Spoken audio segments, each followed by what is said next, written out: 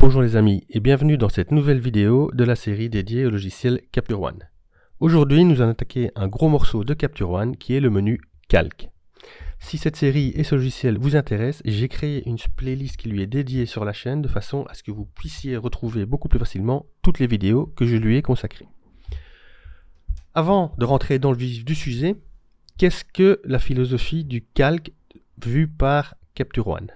Ça ressemble un peu à ce qu'il y a dans Photoshop, c'est-à-dire qu'en fait vous avez une image de fond et au-dessus vous allez mettre toute une série de couches qui vont permettre de faire des ajustements locaux.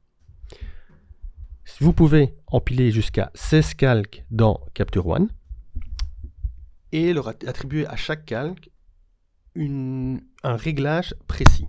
Alors à peu près tous les réglages que vous voyez dans votre menu développement sont disponibles en version locale via des calques.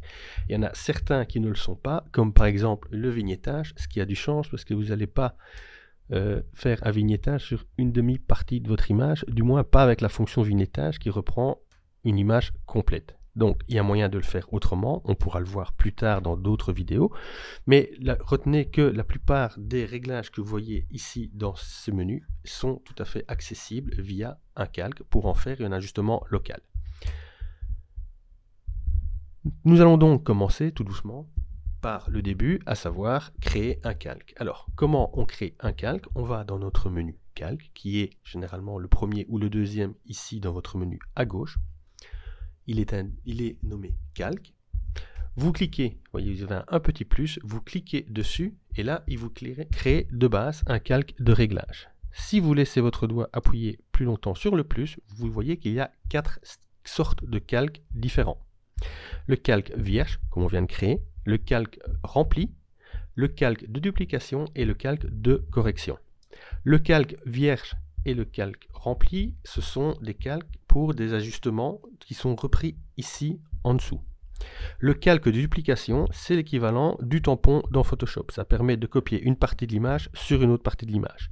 Et le calque de correction, ça permet de corriger votre image sur des petits détails en se basant sur une autre partie de l'image. C'est utile pour retirer par exemple des petites feuilles mortes qui se trouveraient ici par exemple, ou si vous faites du portrait, pour retoucher votre portrait sur les petits boutons temporaires, ce genre de choses que vous voulez retirer.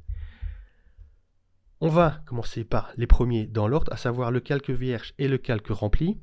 Alors le calque vierge, c'est un calque qui vous permet de dessiner. Donc vous avez des outils de dessin qui se situent ici. Vous avez le pinceau, vous avez un dégradé et vous avez un dégradé radial. Le pinceau, comme son nom l'indique, c'est pour dessiner à main levée. Le dégradé vous permet de faire un dégradé linéaire de haut en bas, de gauche à droite.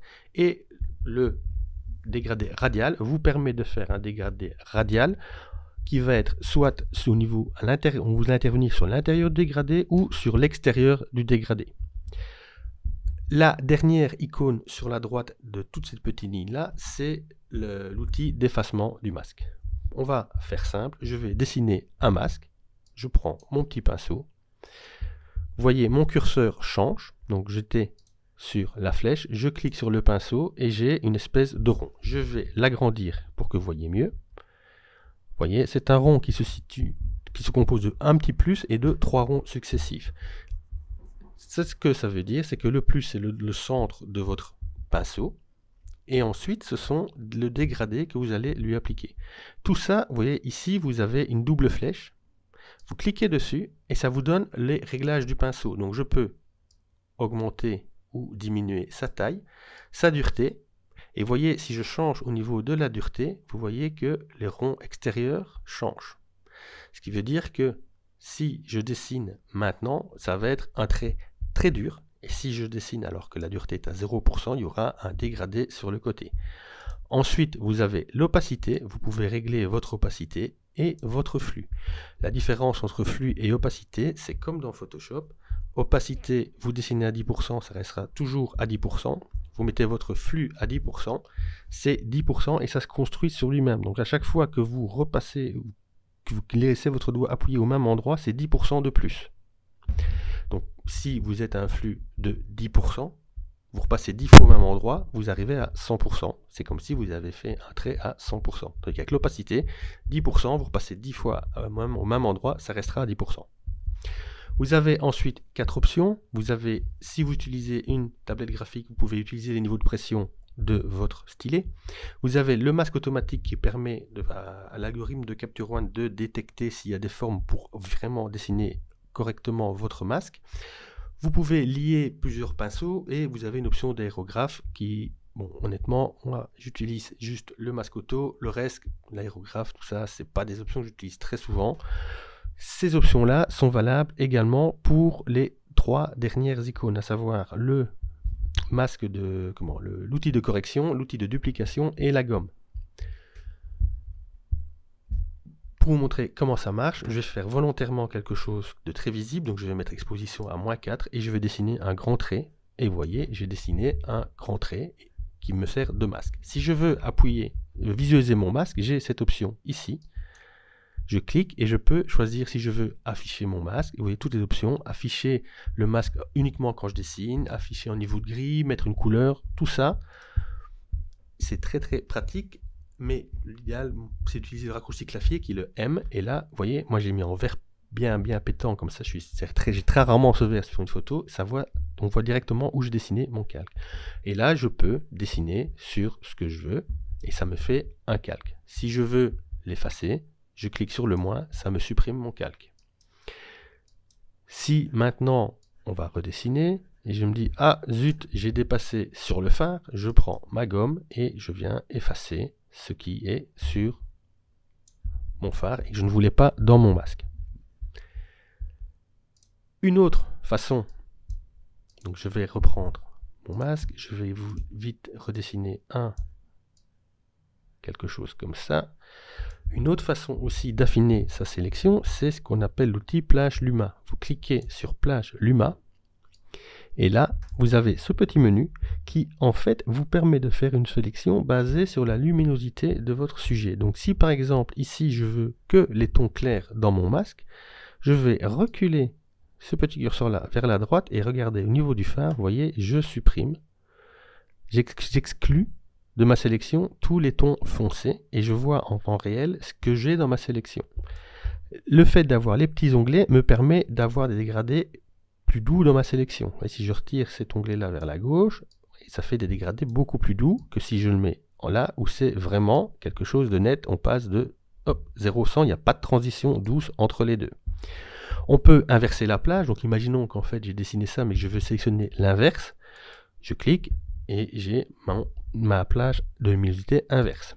Je peux changer mon rayon et je peux changer la sensibilité et j'ai l'option d'afficher ou non mon masque. Je vais appliquer ça. Si je mets à -4, vous voyez, maintenant, je n'applique pas ce changement sur cette partie-là du phare qui était exclue de ma sélection. Voilà à quoi sert la plage Luma. L'opacité, comme son nom l'indique, je vais retirer le masque, vous voyez, c'est pour que ce soit que votre calque soit plus ou moins opaque. Ça, c'est pour le calque vierge. Vous avez l'option du calque rempli. Si vous cliquez dessus, là, automatiquement, vous voyez, Capture One vous donne un calque qui est entièrement rempli. Alors vous allez me dire à quoi ça sert. Ça peut être utile si, par exemple, vous savez que, on va dire que cette partie droite du ciel, vous voyez qu'elle est un peu trop lumineuse. Donc mais vous ne savez pas exactement de combien vous la voulez vous voulez qu'elle soit moins lumineuse. Donc vous prenez un calque rempli, et là, tout ce que vous allez faire, on va le voir en temps réel au niveau des modifications. Donc je vais descendre mes hautes lumières, je vais descendre mes blancs, et je me dis, ah voilà, là j'ai ce qu'il me faut. Problème, je ne le voulais que sur cette partie-là, et pas forcément que ça touche ailleurs. Ce que je peux toujours faire, j'ai plusieurs solutions, soit je fais un clic droit, et là j'ai un menu qui apparaît, où je peux réinitialiser mon masque, inverser, remplir le masque, pixeliser, toute une série d'options. Si une des possibilités de faire, c'est de dire je réinitialise mon masque, mes réglages sont toujours d'actualité et je vais moi-même redessiner à l'endroit où je veux appliquer mon calque. Ça, c'est une possibilité. Je vais de nouveau vous le remplir. Donc voilà, j'ai une option remplir masque. Mon masque est rempli, ça s'applique sur toute l'image. Ce que je vais faire maintenant, si je veux faire une autre sélection, c'est avec la plage de luminosité, comme je viens de vous montrer. Donc j'affiche mon masque. je bouge mon petit menu pour qu'il soit à un endroit où il ne me gêne pas. Je veux l'appliquer uniquement sur les hautes lumières du ciel, par exemple. Donc je vais reculer mon curseur vers la gauche jusqu'au moment où je vois un masque qui me satisfait. Alors je peux le faire soit via le masque, soit à l'œil, directement sur l'image. Vous voyez, on voit les modifications qui se passent en temps réel. On peut jouer avec le dégradé et on peut de cette façon, par exemple, voilà, là ça me convient, et j'ai mon avant, après, et j'ai pu sélectionner mon masque qui est là, à l'aide de la plage Luma, en partant de mon calque rempli. Ça, c'est une façon de faire. Dans ces calques, qu'est-ce qu'on peut aussi mettre sur les calques vides? Vous avez, donc je prends un nouveau calque de réglage vierge, vous avez les dégradés. Donc je peux, par exemple, je vais supprimer mon calque précédent, dire, alors, je veux, imaginons, rajouter un peu de contraste dans la partie plus foncée de mon ciel. Je vais prendre un dégradé et je vais tirer mon dégradé sur toute la partie. Vous voyez, ça fait un dégradé, je vous affiche le masque, sur toute la partie qui m'intéresse, et ça fait un dégradé que je peux ensuite, donc ça c'est le point de base pour déplacer mon dégradé. Ensuite, je peux le faire tourner d'un côté ou de l'autre. Je peux, si je me mets sur une des lignes, à jouer sur l'intensité de mon dégradé, plus dégradé, moins dégradé. Et une fonction qui est intéressante aussi, c'est que je peux réduire le dégradé d'un des deux côtés. Donc par exemple, si j'appuie sur Alt et que je me mets sur la barre du bas, je clique et en remontant, je ne joue, vous voyez, que sur le dégradé dans le bas de l'image. Donc par exemple ici, pour faire un horizon, c'est assez pratique parce que je ne vais pas trop toucher au reste. Donc voilà, et j'ai mon dégradé qui couvre sur tout le ciel. Je voulais rajouter du contraste sur la partie gauche, je rajoute du contraste, et là, pareil, soit si je veux l'appliquer sur toute cette partie haute de l'image, je le laisse comme c'est là, sinon je retourne dans ma plage de luminosité, et là c'est exactement l'inverse, je vais exclure les tons clairs pour garder uniquement les tons foncés de mon image, je regarde en temps réel ce que ça donne pour voir ce qui me convient. Voilà encore une façon de travailler à base de dégradé. Je vais annuler ça, on va changer de dégradé. Alors, une particularité, avec que ce soit le dégradé linéaire ou radial, si vous cliquez dessus et que vous n'avez pas encore de calque actif, automatiquement, il va vous en créer un. Vous voyez, j'ai pas cliqué sur plus, j'ai cliqué sur dégradé, il m'a créé d'office calque réglage. Ce qui est très pratique et que j'ai oublié de vous dire, c'est que vous pouvez renommer vos calques. Donc vous faites un clic droit sur le nom de votre calque et dans le menu, vous avez en bas ici, renommer. Quand vous commencez à empiler les calques et vous avez 7, 8, 9 calques de réglages locaux, c'est très pratique de savoir lequel correspond à quoi. Donc, ici, j'ai un dégradé radial, je vais vous l'afficher, il est là. Je prends l'outil dégradé radial.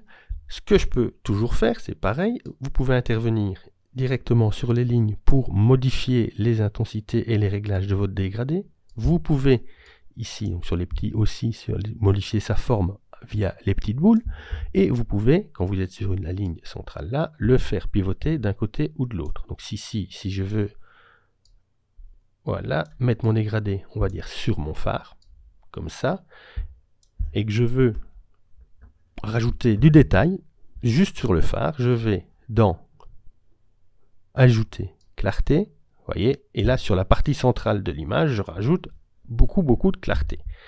Sur le dégradé, ça donne ceci. Si maintenant, par exemple, pour faire plus simple, ou soit plus visuel, je vais jouer avec l'exposition, je vais foncer mon phare. Vous voyez vraiment, vous avez le dégradé. Et pareil, même sur un dégradé radial, vous pouvez toujours venir jouer avec votre plage de luminosité pour ajuster votre dégradé. Ce que vous pouvez également faire, c'est si vous cliquez droit sur votre calque, c'est inverser votre masque. Et là, vous intervenez non plus sur l'intérieur de vos ovales, mais sur l'extérieur. Ce qui peut, par exemple, servir à créer une vignette sur mesure. Si je crée une vignette, je peux la mettre ici, alors que normalement une vignette sera toujours calculée d'office par le programme à partir du centre. Donc là, je peux mettre une vignette qui n'est pas centrée. Ça peut servir à plein de choses. C'est comme ça que fonctionnent les calques dégradés. Ensuite, nous avons les calques de duplication et de correction. Alors, le calque de duplication, pareil, c'est la même philosophie que dans Photoshop.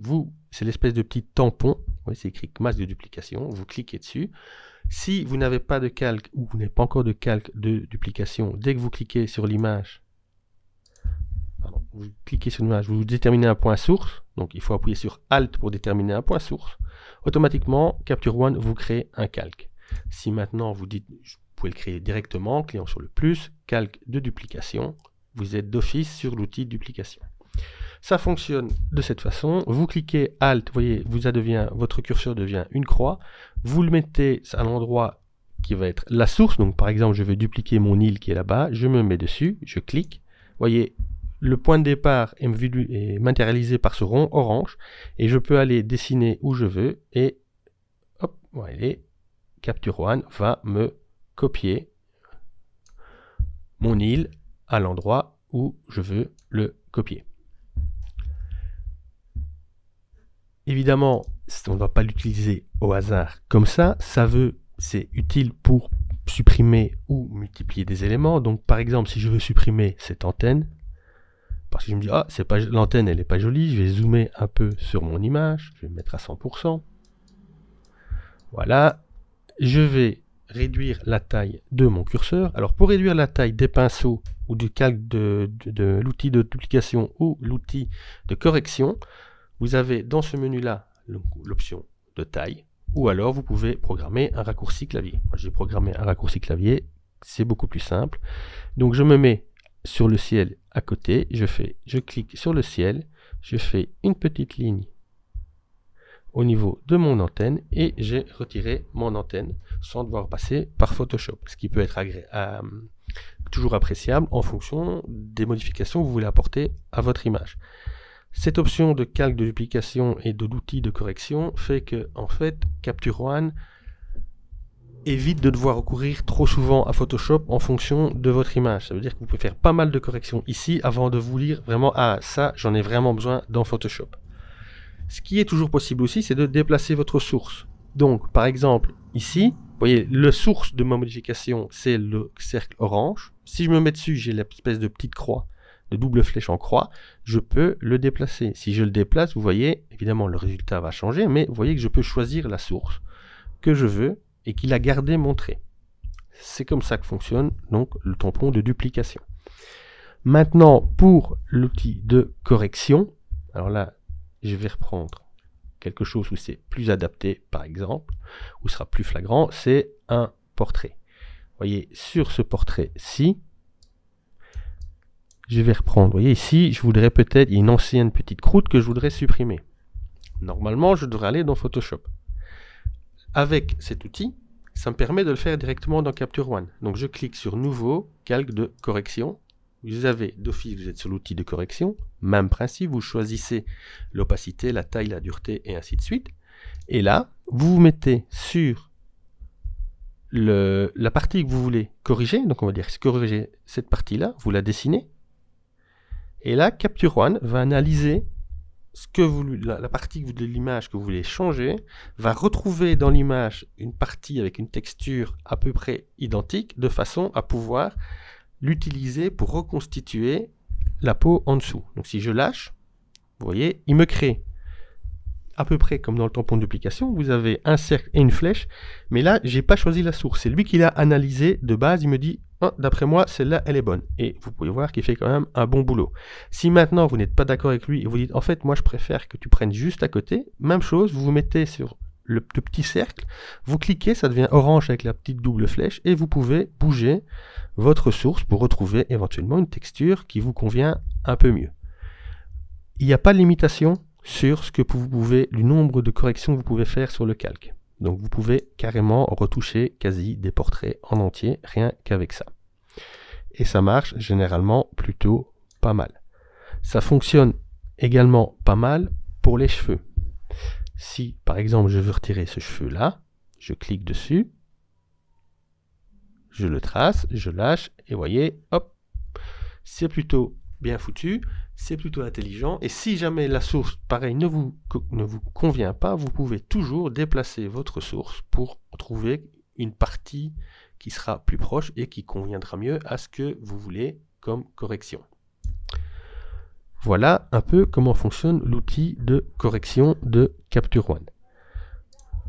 comme vous le voyez, le fait de pouvoir rajouter autant de calques pour faire autant de réglages locaux qu'on veut fait que finalement la philosophie de ce logiciel en fait un outil quasi autonome pour retoucher et développer une grosse majorité de vos images sans forcément devoir repasser par Photoshop, qui a des fonctions vraiment bien spécifiques.